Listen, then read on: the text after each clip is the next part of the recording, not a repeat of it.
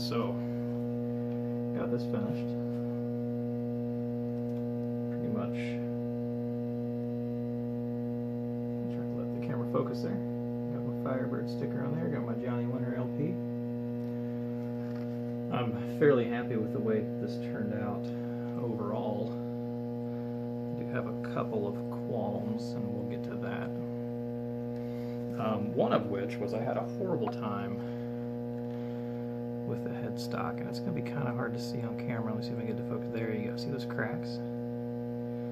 So first off, the first thing I was trying to use was like a Rust-Oleum matte clear, and I got my base coats down, and everything looked fine, and I got my decal on, and everything was good there. Started doing the first couple coats over the decal, and it completely like started fogging up on me, just turning like almost like charcoal gray instead of black. And then I was like, whatever, I'll roll with it. And then like the last couple of coats to bury the decal completely bubbled up on me all the way down through. I think my camera's crooked. All the way down through the first layer, so I had to strip it all the way back down to the veneer. And then what I ended up having to do is I had a black lacquer, and I mentioned that in the last video. I had a black lacquer for, it was actually cabinet paint, or not lacquer, excuse me, enamel. It's acrylic enamel.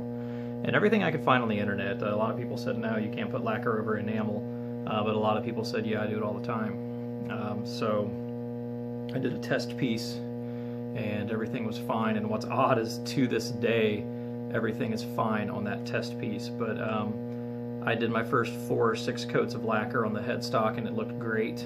I got my decal on, started coating over the decal, and then I came down like it'd been sitting for 24 hours, and there was one line just kind of through here, and I was like, that's really weird. So I wet sanded it out, got the decal like buried and blended, and wet sanded the scratch out. I thought like one of the kids or an animal or something got a hold of it. I had no idea. Started spraying again, and they just started multiplying, and I tried to wet sand them out over the last couple coats, and it just wasn't happening. So I just said, you know what, this is what it looks like now, and I left it. And honestly, like I said, from here you can't even tell. So a couple of quick things about this that I ran into. These are the pickups that came with the kit. They are a little microphonic, and I apologize, my 5150 has a hum. I think it's the effects loop tube. I haven't fixed it yet, so we'll get to that later. They are a little microphonic though. They don't sound horrible. They don't have a lot of like really their own tone. I don't know if that makes sense. They don't have a lot of depth to them. There's not a lot of substance. They're just amplifying the string. They sound like what a Chinese pickup you would expect it to sound like. They do get a little dark when you roll back the volume, so I'm going to try a different set of pickups, but I might end up having to do some treble bleeds as well. You know, the neck's not bad. The fretwork seems to be pretty good. I'm having a little bit of problem getting this intonated properly.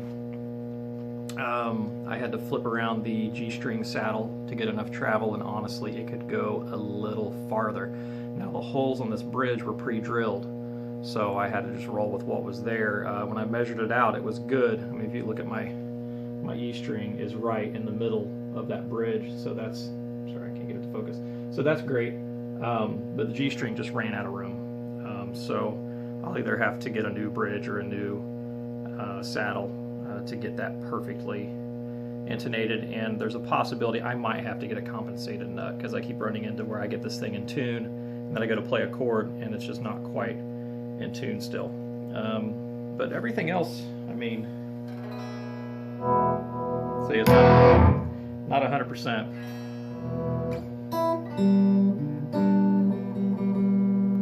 So it's just going to be a little out of tune.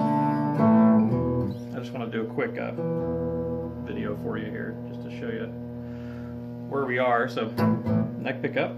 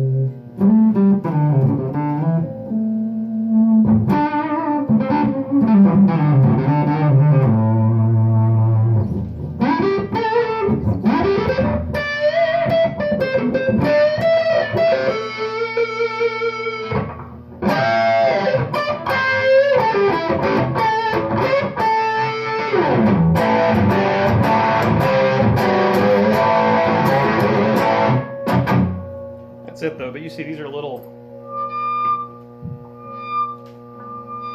too sensitive for me.